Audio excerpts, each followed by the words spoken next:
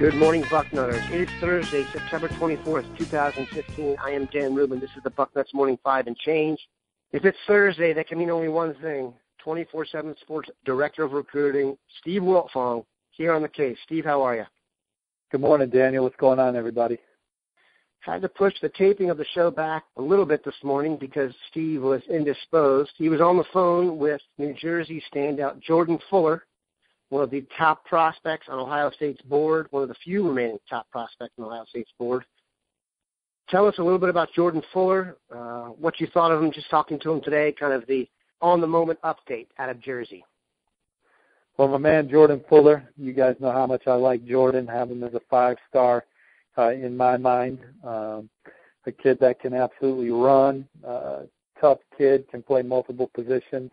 He gets his Army Bowl jersey today, so we were talking about that. And also kind of talked about the recruiting process there at the end. I think that he is getting close to narrowing his list, which is irrelevant to Ohio State because I think that they're going to make the cut and they're at the top or near the top of his list.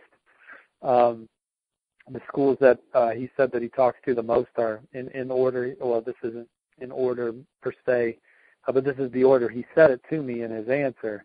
Was Ohio State, Virginia Tech, Penn State, and Rutgers. They talked to me the most, the quote. So Buckeyes were the first word out of his mouth. I know that they've been high on Ohio State since they visited from a, obviously, production on the field standpoint, player development standpoint, and then just the detail and vigor that the coaching staff has recruited him. But Jordan's decision is going to go the distance, and so opportunity for other schools to continue to make a move. I look at Penn State as maybe Ohio State's biggest competition right now, and I have Notre Dame as a sleeper because he fits in well there as well.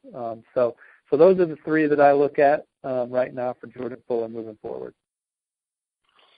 He's listed on his 24/7 Sports profile as a dual-threat quarterback/athlete. I've never heard 1 ounce of talk of him playing quarterback at Ohio State. Where do you see him as a player, position-wise at the college level? Well, I think he's a safety that can play nickel. That's where he fits best on the college level, and I appreciate you pointing that out, what positions it says on his profile, because I mean, Jordan plays quarterback in high school, and your best player's touching the ball all the time. He goes both ways, and so another thing I like about him, but that's probably something that we should change there, even though he does play quarterback in high school. Well, I wasn't pointing that for that respect, but it reminds me a little bit of the safety version of Darren Lee, kind of the do-it-all thing at quarterback, so people maybe weren't as high on him had he had a specialized position. He's taken some visits to places that are kind of interesting. He visited TCU, and he visited Stanford. Those teams look like they might have a great season. Are they sleepers on any level, or do you think that was just a kid getting a chance to get out to Texas and California? Well, his dad went to TCU, so there's a family connection there. And I think that TCU will make the cut, but I don't see him going to TCU right now. Obviously, they're a great program, and maybe I'm not giving them their due with Jordan Fuller right now, because obviously there's a lot of reasons why he could choose TCU. And same thing for Stanford. Jordan's brother obviously plays at UCLA, Devin Fuller, one of their outstanding receivers out there, and Jordan went to California it was either in the late spring or early summer when that visit happened, and hit a couple schools in California that had offered, and then went to the Oakland Nike football training camp, or the LA one or Oakland, I'm already losing track. I think it was Oakland, and put on a show and got invited to the opening, and I was there, and that's kind of where I fell in love with him as a prospect. I knew he was good, but I hadn't seen him in person yet, and to see him just lock down Theo Howard and man-to-man coverage. And you're talking about a kid that's probably best projects as a safety, but he can flip the hips and run with arguably the best receiver in California like that. Was just real impressive. So his brother goes to UCLA, but Jim Mora and company are not super in the mix. Is that surprising, or do you see that possibly changing?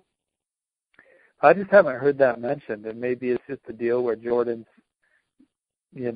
looking at different things than Devin did, because I do think that Devin's having a good experience at UCLA. I haven't heard otherwise, and obviously they're playing at a high level, and they're in the playoff hunt with with several other schools. So I just haven't heard much of UCLA.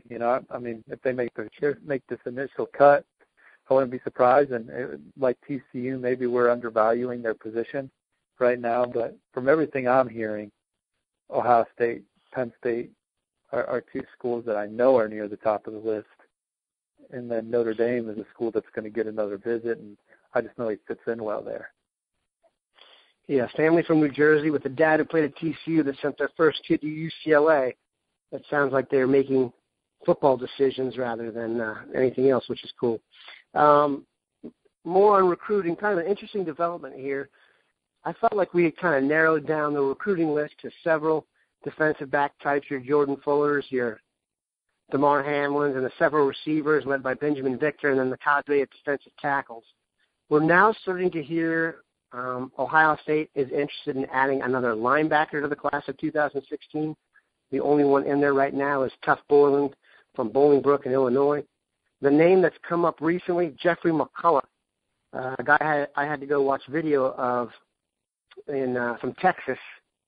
Boy, he really jumps off the screen. Can you talk a little about McCullough? And maybe, are you surprised or what's up with linebacker recruiting kind of bubbling back to the top?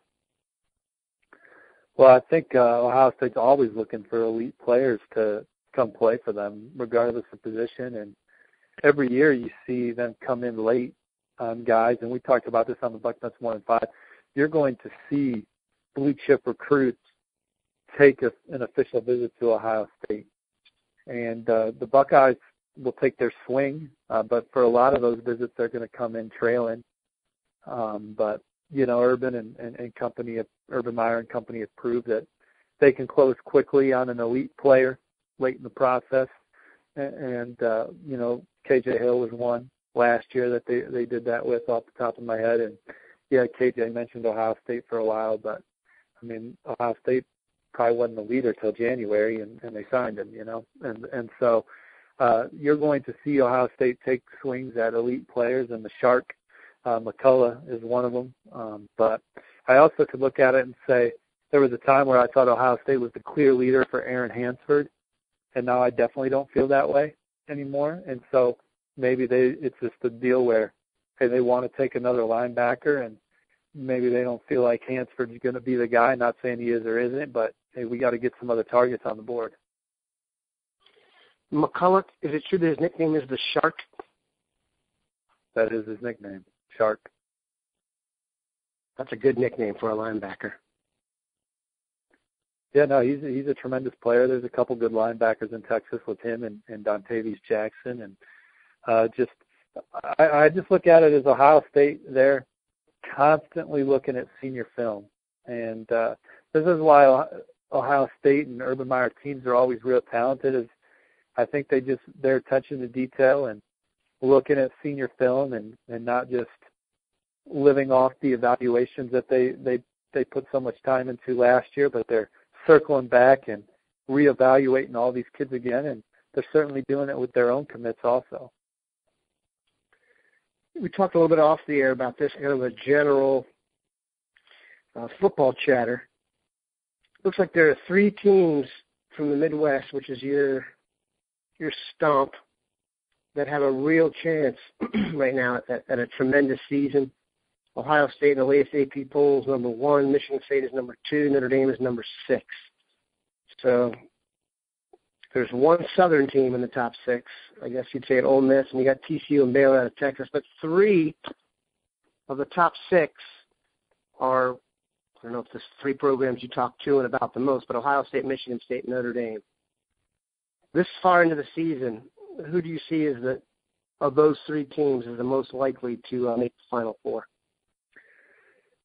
Well, unfortunately, I still only think that Ohio State or Michigan State can make it. I just don't see how they're both going to make it based on how it will play out. And I know we could talk out loud and say, well, what if this, and this happens? But I just know that one's going to be out of sight, out of mind with the voters and the College Football Playoff Committee. So, in my opinion, and I've been saying this since Michigan State knocked off Baylor and Ohio State won the national championship, and you guys know it, and I put it on Twitter a bunch, those are my top 2 teams in the country coming into the season. And so seeing them at 1-2 right now, they finally got it right. And, yeah, I understand Ohio State's not playing at the level they want to be playing at right now, but we're 3 games into the season, and this is now – Game 4 is right about when I could shake the board up. And if Ohio State doesn't play well against Western Michigan, then I might scale them back a little bit. But there's no preseason in college football. The first 3 games are more just getting out of there with W's for me. And, yeah, you can have a statement win. Michigan State beating Oregon was a statement win.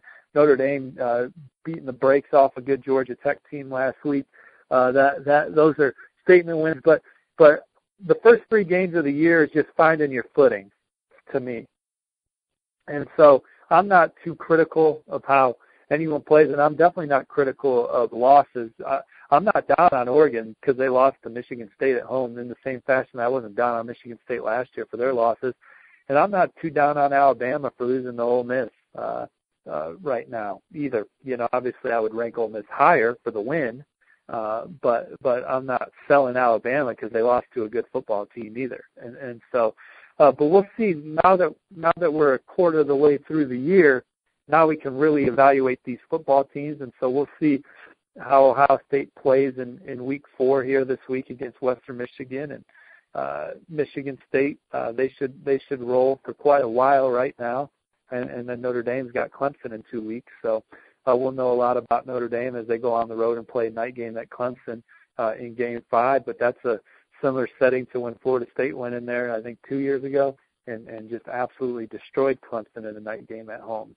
So right now I still got Ohio State number 1 in the country. And I still got Michigan State number 2.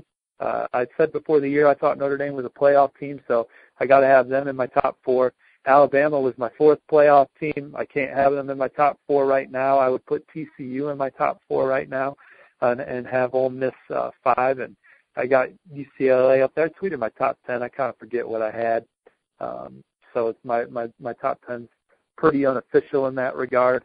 But LSU's up there. They're impressive right now. They got the best player in America on their team. No offense to anyone else. So it's been fun. Last Saturday was fun. I started watching games at noon and stayed up all the way through the UCLA-BYU game, and look forward to doing that again this Saturday. Yeah, I think we all do. It was a great Saturday. We're looking forward to another great one this Saturday as the Buckeyes host Western Michigan. Steve will be back next Thursday. As always, Steve, we appreciate your time, buddy. Guys, get your crock pots out on Saturday. It's crock pot Saturday. My wife even has her crock pot out now, so we always have 2 crock pots going at the Wiltfongs. I shouldn't say always because we've done it once, but we will be doing it every Saturday from here on out. Here's some new traditions. Thanks, Steve. Appreciate it.